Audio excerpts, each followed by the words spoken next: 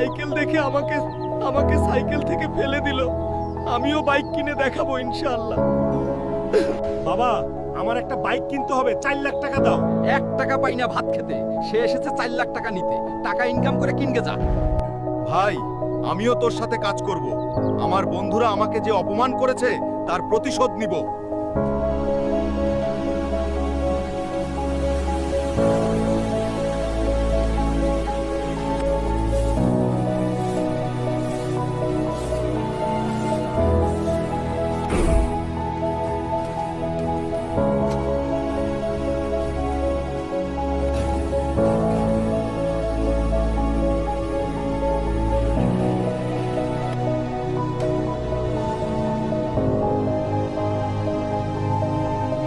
TV বন্ধুরা, কেমন প্রতিশোধ নিলাম?